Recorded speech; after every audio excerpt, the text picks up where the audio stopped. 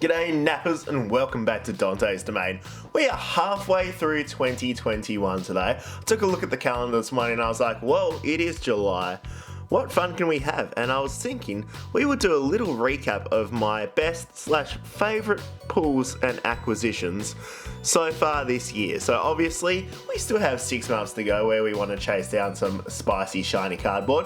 But for now we got to kick back, relax and enjoy some of the best cards. So let's get started with the grand waifu herself, Supreme Kai of Time, Space-Time Unraveler. Now, this is going to be the Chase Secret Rare from Vicious Rejuvenation, kind of a bit of a weaker set in the Dragon Ball Super card game, but this Secret Rare, for some apparent reason, people really like this card. Obviously, beautiful use of colours, beautiful artwork, but there are a couple of big reasons why people are attracted to this card. So, Supreme Kai of Time to get started. I was very happy when we managed to pull that card, and I was very happy when we got Hakuna Matata himself. So obviously, I'm a bit of a Pycon fan, and I was super excited, super happy to see him make an appearance in the Dragon Ball Super card game.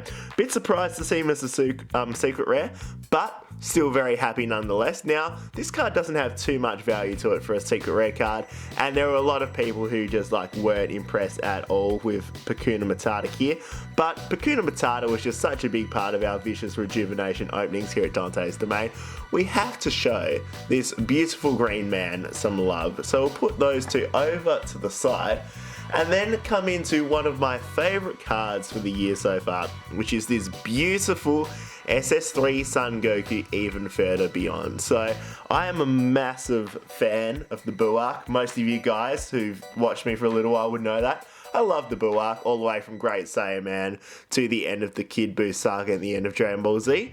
And the Super Saiyan 3 transformation was just such an awesome moment in my childhood. So seeing this card, especially with the little throwback artwork to the DBZ CCG from Square Entertainment, seeing this throwback, I just was so impressed, so happy to see this card, and so happy to get hold of it. So we definitely picked up a few copies of it, which hopefully we can get graded when PSA gets their life in order, and hopefully we can track down a PSA 10 version. Now, speaking of lesser rarity cards, we have a special rare from the recent Supreme Rivalry set. So we've got my boy, Super Saiyan 2 Son Gohan Astonishing Strike. Beautiful looking special rare. The moment this card was showcased and announced, the whole internet just shut down. We had to go back to writing letters and sending pigeons to get in contact with our loved ones. But this card was just a game changer for me. I was like, okay, finally we've got an awesome Team Gohan Super Saiyan 2 card. So once again, you know what happens when Dante sees a card like that. He goes out and he gets a few more copies for us to hopefully, very hopefully, chase down a PSA 10 copy or two. Now, going back to the old waifu support, we'll get into the Heroines Lineage next. So this was a card that struck up a whole lot of controversy, I lost the ability to speak then, controversy in the Dragon Ball Super card game. In the Evolutions booster box, we had the one secret rare pull. It was a smaller set similar to the World Martial Arts Tournament, and card number 68, that's right, 68, not card number 69, is going to be this Heroines Lineage, where you've got the kind of field landscape style artwork rather than the traditional kind of, upright portrait version. So very cool, awesome background, awesome card. The only thing that's a little bit of a letdown in my perspective is just the character models look very just cut and paste from stock images compared to what they could have done if they really wanted to take this artwork to the next level. So still an awesome card, still very happy to have it as part of the collection, but I definitely feel it was a little bit of a missed opportunity to just go all out and create something super special there. But we'll put that one off to the side, and then we'll get into a card which I am going to have to be educated on, because I know a lot of you guys out there are into the Pokemons, the men of the Pokies. So we've got this Celebi Promo from Japan, and I'm a massive Celebi fan. I've always been into Pokemon all of my life, but I haven't always been big into the Pokemon card collecting as much. However, one thing I would do is when there is a Celebi artwork that kind of pops up and catches my interest, I will jump on board with that. I love card collecting. I love Celebi. I'm a big fan of the Pokemons. So we jumped out when we saw this card and we just got it, ordered it from Japan. It took like half a day to arrive. The guy, it must have been some ninja. He literally just like flew across the ocean, sprinted down Australia and dropped it off at my place. So big thank you to that guy who delivered it to us.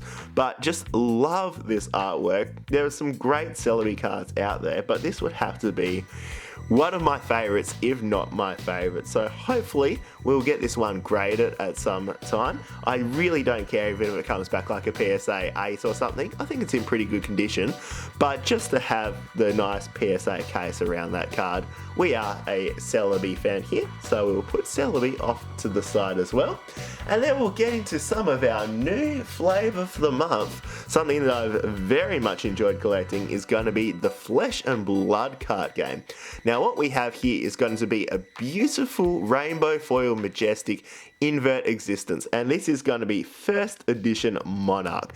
So for your Monarch set, you've got the little rarity symbols at the bottom there. So you've got the M for the majestic and it's filled in with the red circle. Now the color in that circle tells you that it's going to be a first edition card, whereas the unlimited cards will have that same M for majestic, but it will be a unfilled little background there, so you'll have like the black around the M within that little circle. But let's talk about the card, Invert Existence. Now, I was a huge fan of this artwork when I saw it, and getting this card in the rainbow foil, I was just like, this is one of the nicest artworks, one of the nicest bits of cardboard I have ever seen. So I really don't care about the value with this one too much. Of all the first edition cards that you're going to see in the Flesh and Blood card game, this is not going to be the most expensive one, but I do not care. It is one of my favorites and one of my favorite acquisitions so far in 2021. Next, we'll get into a couple more cards from first edition Monarch. We had the two cold foil cards which I managed to pull. I opened up a couple of first edition Monarch boxes off camera because I was like, I just want to like learn about the card game and get a feel for it rather than just always record stuff on camera. So we got two cold foil common cards. So a little bit of sadness there that we didn't manage to get something a bit more spicy, but it was awesome to actually see these cold foils anyway. So we got Hooves of the Shadow Beast there, and you can see that really cool cold foil effect there. And then the second box had this Ebon Fold, and I was very excited about this one because I love the colours, love the purples and the blues there, and I think that's a very, very nice looking cold foil card. Then we'll come into a card which I actually pulled just a couple of days ago. So I got a couple of packs of Flesh and Blood Unlimited from the local store, and you can see this beautiful rainbow foil Arcanite Skullcap. So this is from the Unlimited. This card in cold foil is worth a lot, and I am yet to like see it in person, but this just blew me away when I pulled this one out of the pack. Like, that rainbow foil looks just stunning. It is a beautiful card, legendary Arcanite Skullcap, and one of my favourite cards, one of my favourite acquisitions so far in 2021. Massive fan of that, and it's cards like this which, like, when I've been getting into Flesh and Blood, it's just like, yeah, I think you're here for the long run, son. Just drew me in and has kept me going. Next, we'll come to one of my favourite pulls so far, which was sadly off camera. I had a pretty rough week at one point a bit earlier this year, and I was just like, oh, let's just crack open a box of Supreme Rivalry before we go to bed and try to feel better about myself. And if there's anything that you need to do or pull as a pick-me-up, it is pull a Super Saiyan 3 Gohanks. Very, very cool looking card. So Supreme Rivalry, definitely my favourite secret rare from the set. Would have loved to pull this one on camera as well, so you guys could have seen my excitement, but can showcase this card now. Definitely gonna get this one graded at some point in the near future, or whenever PSA would like me to not pay $300 to grade a card. But yeah, definitely gonna be on its way. It was a beautiful condition card, and very, very happy to have the Go Hanks. But it is time for the main event of the evening or the morning, wherever you live in the world and whenever you're watching. We have Son Goku and Vegeta, the apex of power. Now, I've shown this card a couple of times in different videos. You guys by now know I have it, but we got it in January, and it was one of our main collection goals this year, was to try to get hold of this apex of power. Definitely one of the grail cards in the Dragon Ball Super card game, and in my personal opinion, it's going to be one of, if not the one, that does the best long term in terms of just having everything you'd want in a collector's item from the Dragon Ball Super card game. You've got the Blue Evolution Vegeta, you've got the Mastered Ultra Instinct Son Goku, you've got this very nice texture on the card, beautiful artwork, beautiful colours, iconic scene, just everything about this just screams yes. It screams yes. And speaking of screams, I bet Sean Shamel and Christopher Sabat put together a hell of a scream when they saw this card.